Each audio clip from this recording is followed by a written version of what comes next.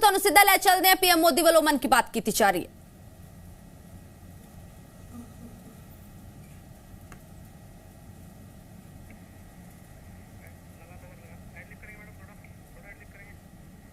ਤਾਂ ਅੱਜ ਪੀਐਮ ਮੋਦੀ ਵੱਲੋਂ ਮਨ ਕੀ ਬਾਤ ਕੀਤੀ ਜਾਵੇਗੀ। ਕੁਝ ਹੀ ਦੇਰ ਦੇ ਵਿੱਚ ਪੀਐਮ ਮੋਦੀ ਮਨ ਕੀ ਬਾਤ ਦੇ ਨੂੰ ਸ਼ੁਰੂ ਕਰਨਗੇ। 107ਵੇਂ ਐਪੀਸੋਡ ਦਾ ਅੱਜ ਪ੍ਰਸਾਰਣ ਹੋਵੇਗਾ। ਭਾਜਪਾ ਵਰਕਰਾਂ ਵੱਲੋਂ ਮਨ ਕੀ ਬਾਤ ਨੂੰ ਰੇਡੀਓ ਤੇ ਸੁਣਿਆ ਜਾਵੇਗਾ। मेरे प्यारे देशवासियों, नमस्कार। मन की बात में आपका स्वागत है। लेकिन आज 26 नवंबर हम कभी भी भूल नहीं सकते हैं। आज के ही दिन देश पर सबसे जघन्य आतंकी हमला हुआ था। आतंकियों ने मुंबई को, पूरे देश को थर्रा कर रख दिया था। लेकिन ये भारत का सामर्थ्य है कि हम उस हमले से उबरे और अब पूरे हौसले के साथ आतंक को कुचल भी रहे हैं। मुंबई हमले में अपना जीवन गंवाने वाले सभी लोगों को मैं श्रद्धांजलि देता हूं। इस हमले में हमारे जो जांबाज वीरगति को प्राप्त हुए, देश आज उन्हें याद कर रहा है। मेरे परिवारजनों, 26 नवंबर का आज का ये दिन एक और वजह से भी अत्यंत महत्वपूर्ण है। 1949 में आज के दिन संविधान सभा ने भारत के संविधान को अंगीकार किया था। मुझे याद है जब साल 2015 में हम बाबा साहब आम्बेडकर की 125वीं जन्म जयंती मना रहे थे, उसी समय ये विचार आया था कि 26 नवंबर को संविधान दिवस के तौर पर मनाया जाए। और तब से हर साल आज के इस दिन को हम संविधान दिवस के रूप में मनाते आ रहे हैं। मैं सभी देशवासियों को संविधान दिवस की बहुत बहुत शुभकामनाएं देता हूं और हम सब मिल करके नागरिकों के कर्तव्य को प्राथमिकता देते हुए विकसित भारत के संकल्प को जरूर पूरा करेंगे। साथियों, हम सभी जानते हैं कि संविधान के निर्माण में 2 वर्ष 11 महीने 18 दिन का समय लगा था। श्री सच्चिदानंद सिन्हा जी संविधान सभा के सबसे बुजुर्ग सदस्य थे। 60 से ज्यादा देशों के संविधान का अध्ययन और लंबी चर्चा के बाद हमारे संविधान का ड्राफ्ट तैयार हुआ था। ड्राफ्ट तैयार होने के बाद उसे अंतिम रूप देने से पहले उसमें 2000 से अधिक संशोधन फिर किए गए थे। 1950 में संविधान लागू होने के बाद भी अब तक कुल 106 बार संविधान संशोधन किया जा चुका है। समय, परिस्थिति, देश की आवश्यकता को देखते हुए अलग अलग सरकारों ने अलग अलग समय पर संशोधन किए। लेकिन ये भी दुर्भाग्य रहा कि संविधान का पहला संशोधन फ्रीडम ऑफ स्पीच और फ्रीडम ऑफ एक्सप्रेशन के अधिकारों में कटौती करने के लिए हुआ था। वहीं संविधान के 44वें संशोधन के माध्यम से इमरजेंसी के दौरान की गई गलतियों को सुधारा गया था। साथियों, ये भी बहुत प्रेरक है कि संविधान सभा के कुछ सदस्य मनोनीत किए गए थे, जिनमें से 15 महिलाएं थी। ऐसी एक सदस्य हंसा मेहता जी ने महिलाओं के अधिकार और न्याय की आवाज बुलंद की थी। उस दौर में भारत उन कुछ देशों में था जहां महिलाओं को संविधान से वोटिंग का अधिकार दिया। राष्ट्र निर्माण में जब सबका साथ होता है, तभी सबका विकास भी हो पाता है। मुझे संतोष है कि संविधान निर्माताओं के उसी दूरदृष्टि का पालन करते हुए अब भारत के संसद ने नारी शक्ति वंदन अधिनियम को पास किया है। नारी शक्ति वंदन अधिनियम हमारे लोकतंत्र की संकल्प शक्ति का उदाहरण है।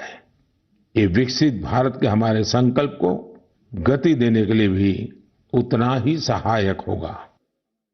मेरे परिवारजनों, राष्ट्र निर्माण की कमान जब जनता जनार्दन संभाल लेती है तो दुनिया की कोई भी ताकत उस देश को आगे बढ़ने से नहीं रोक पाती।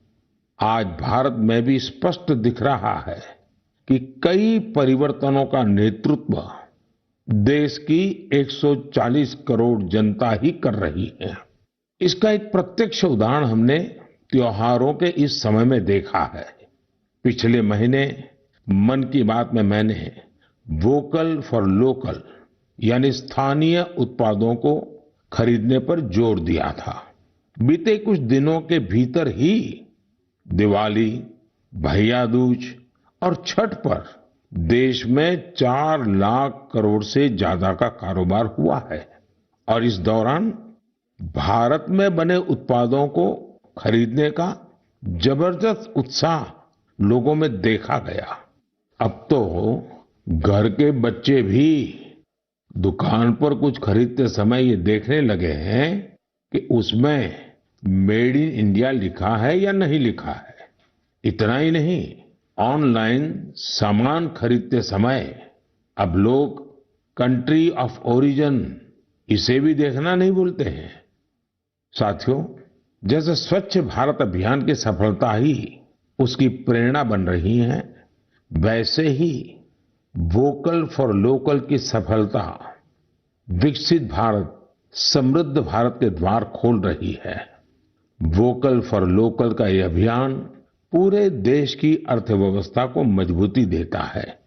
वोकल फॉर लोकल अभियान रोजगार की गारंटी है, ये विकास की गारंटी है, ये देश के संतुलित विकास की गारंटी है।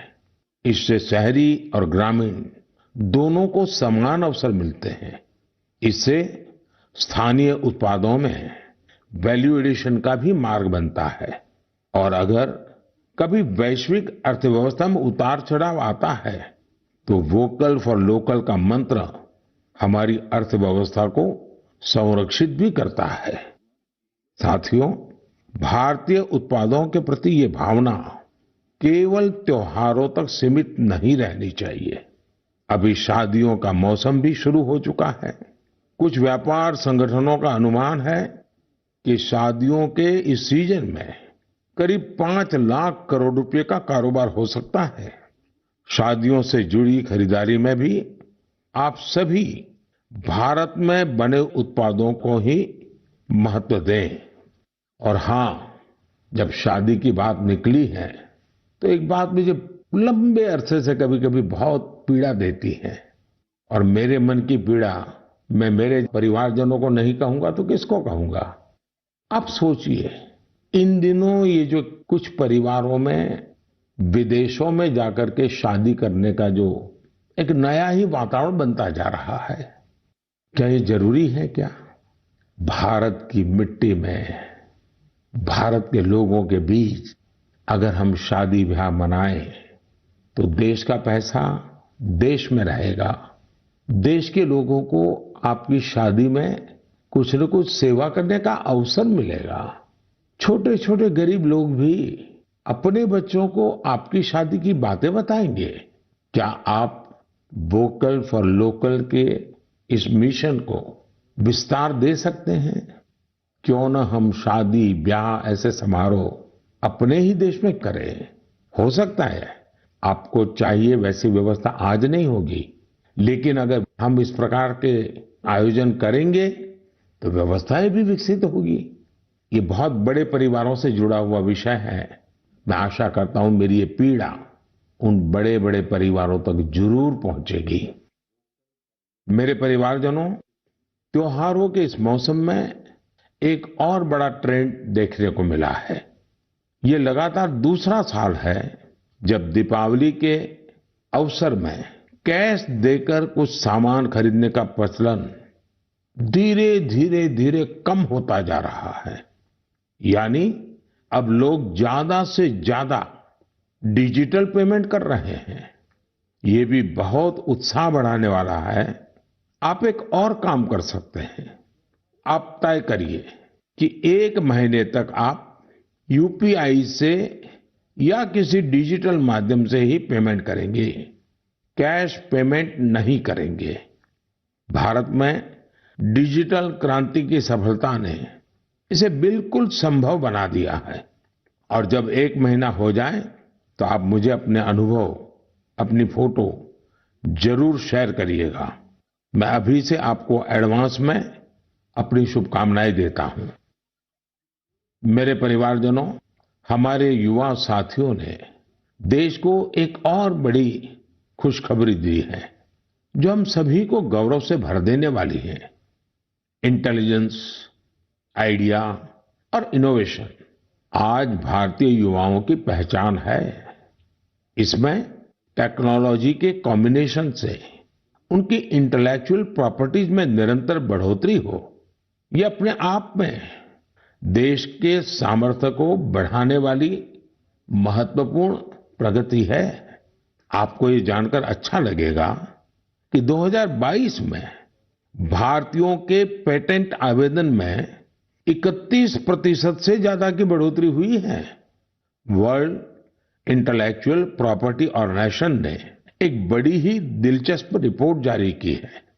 ये रिपोर्ट बताती है कि पेटेंट फाइल करने में सबसे आगे रहने वाले टॉप 10 देशों में भी ऐसा पहले कभी नहीं हुआ। इस शानदार उपलब्धि के लिए मैं अपने युवा साथियों को बहुत बहुत बधाई देता हूं।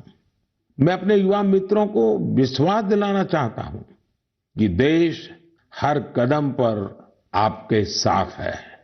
सरकार ने जो प्रशासनिक और कानूनी सुधार किए हैं, उसके बाद आज हमारे युवा एक नई ऊर्जा के साथ बड़े पैमाने पर इनोवेशन के काम में जुटे हैं। 10 वर्ष पहले के आंकड़ों से तुलना करें तो आज हमारे पेटेंट को 10 गुना ज्यादा मंजूरी मिल रही है। हम सभी जानते हैं कि पेटेंट से न सिर्फ देश की इंटेलेक्चुअल प्रॉपर्टी बढ़ती है, बल्कि इससे नए नए अवसरों के भी द्वार खुलते हैं। इतना ही नहीं, ये हमारे स्टार्टअप्स की ताकत और क्षमता को भी बढ़ाते हैं। आज हमारे स्कूली बच्चों में भी इनोवेशन की भावना को बढ़ावा मिल रहा है। अटल टिंकरिंग लैब, अटल इनोवेशन मिशन, कॉलेजों में इंक्यूबेशन सेंटर्स, स्टार्टअप्स इंडिया अभियान, ऐसे निरंतर प्रयासों के नतीजे देशवासियों के सामने हैं।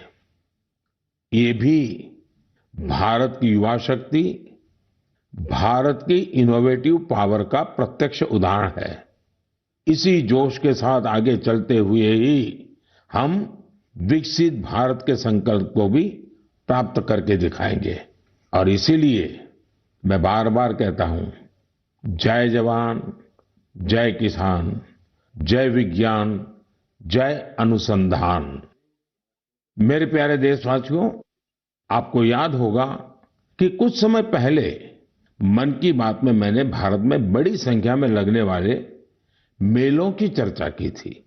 तब एक ऐसी प्रतियोगिता का भी विचार आया था जिसमें लोग मेलों से जुड़ी फोटो साझा करें।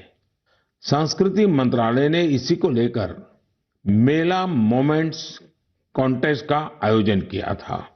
आपको ये जानकर अच्छा लगेगा कि इसमें हजारों लोगों ने हिस्सा लिया और बहुत लोगों ने पुरस्कार भी जीते।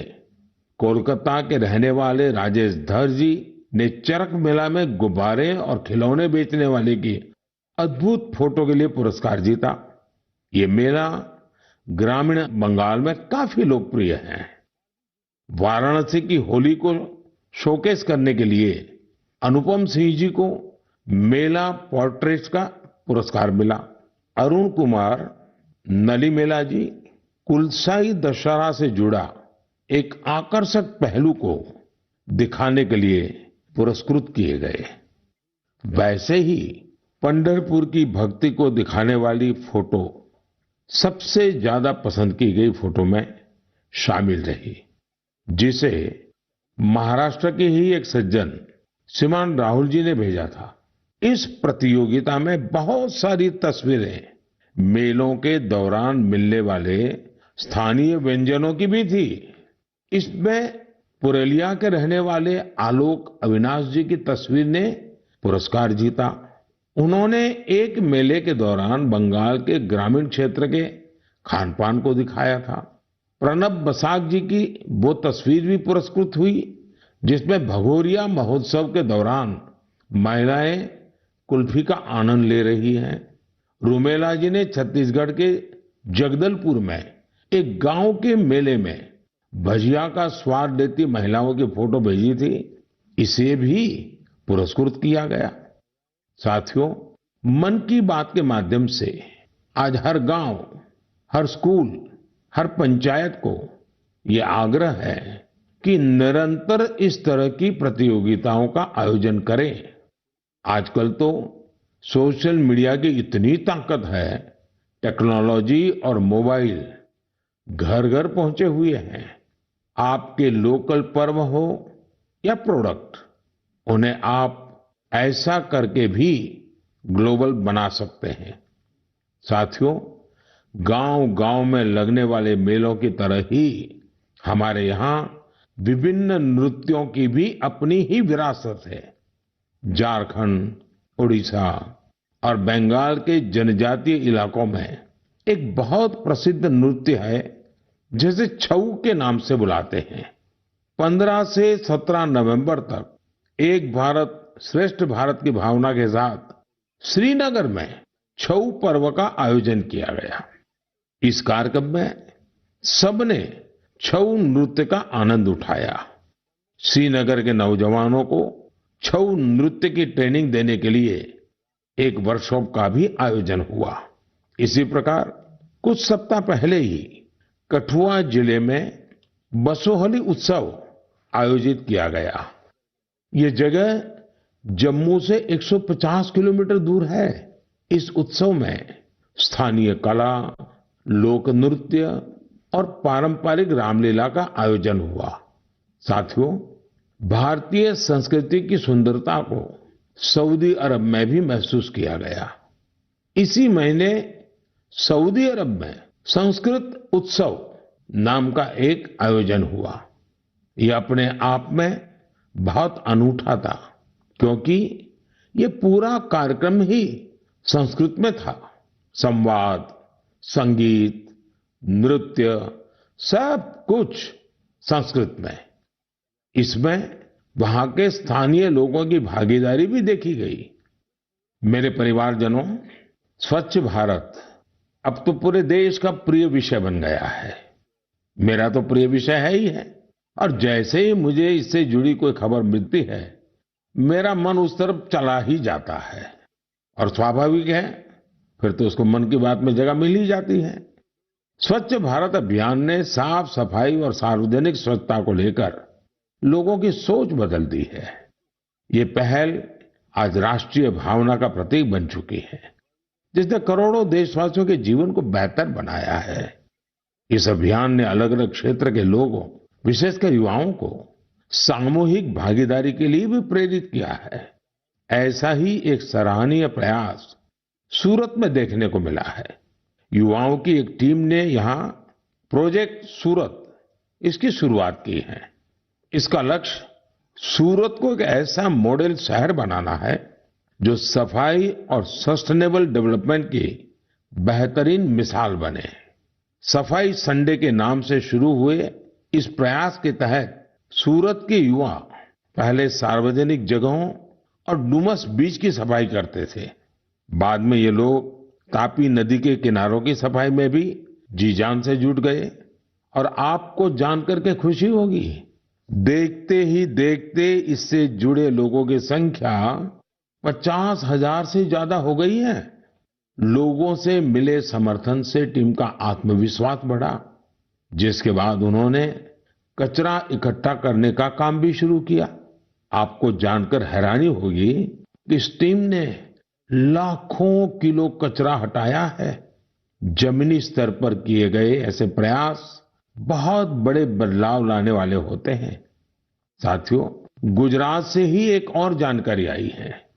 कुछ सप्ताह पहले वहां अंबाजी में भादरवी पूनम मेले का आयोजन किया गया था। इस मेले में 50 लाख से ज्यादा लोग आए। ये मेला प्रतिवर्ष होता है। इसकी सबसे खास बात ये रही कि मेले में आए लोगों ने गब्बर हिल के एक बड़े हिस्से में सफाई अभियान चलाया। मंदिरों के आसपास के पूरे क्षेत्र को स्वच्छ रखने का यह अभियान बहुत प्रेरणादायी है। साथियों, मैं हमेशा कहता हूं कि स्वच्छता कोई एक दिन या एक सप्ताह का अभियान नहीं है, बल्कि ये तो जीवन में उतारने वाला काम है। हम अपने आसपास ऐसे लोग देखते भी हैं जिन्होंने अपना पूरा जीवन स्वच्छता से जुड़े विषयों पर ही लगा दिया। तमिलनाडु के कोयम्बटूर में रहने वाले लोगानाथन जी भी बेमिसाल है। बचपन में गरीब बच्चों के फटे कपड़ों को देखकर वे अक्सर परेशान हो जाते थे। इसके बाद उन्होंने ऐसे बच्चों की मदद का प्रण लिया और अपनी कमाई का एक हिस्सा इन्हें दान देना शुरू कर दिया। जब पैसे की कमी पड़ी तो लोगानाथन जी ने टॉयलेट तक साफ किए ताकि जरूरतमंद बच्चों की मदद हो सके। वे पिछले 25 सालों से पूरी तरह समर्पित भाव से अपने इस काम में जुटे हैं और अब तक 1500 से अधिक बच्चों की मदद कर चुके हैं। मैं एक बार फिर ऐसे प्रयासों की सराहना करता हूं। देश भर में हो रहे इस तरह के अनेकों प्रयास न सिर्फ हमें प्रेरणा देते हैं, बल्कि कुछ नया कर गुजरने की इच्छा शक्ति भी जगाते हैं। मेरे परिवारजनों, 21वीं सदी की बहुत बड़ी चुनौतियों में से एक है जल सुरक्षा। जल का संरक्षण करना जीवन को बचाने से कम नहीं है। जब हम सामूहिकता की इस भावना से कोई काम करते हैं तो सफलता भी मिलती है। इसका एक उदाहरण देश के हर जिले में बन रहे अमृत सरोवर भी है। अमृत महोत्सव के दौरान भारत ने जो 65,000 से ज्यादा अमृत सरोवर बनाए हैं, वो आने वाली पीढ़ियों को लाभ देंगे। अब हमारा ये भी दायित्व है कि जहां जहां अमृत सरोवर बने हैं, उनकी निरंतर देखभाल हो, वो जल संरक्षण के प्रमुख स्रोत बने रहें। साथियों, जल संरक्षण की ऐसी ही चर्चाओं के बीच मुझे गुजरात के अमरेली में हुए जल उत्सव का भी पता चला। संविधान दिवस दियां देशवासियों ਨੂੰ पीएम मोदी मुबारकां दिंदे विखे ਤਾਂ मन की बात ਦੇ 107वें एपीसोड ਦਾ ਪ੍ਰਸਾਰਣ ਸੀ। ਅੱਜ ਅਤਵਾਦੀ ਹਮਲੇ 'ਚ ਸ਼ਹੀਦ ਹੋਏ ਜਵਾਨਾਂ ਨੂੰ पीएम मोदी ਨੇ ਸ਼ਰਧਾਂਜਲੀ ਦਿੱਤੀ। ਤੇ ਫਿਲਹਾਲ ਇਸ ਬੁਲੇਟਿਨ ਵਿੱਚ ਐਨੇ। ਤੁਸੀਂ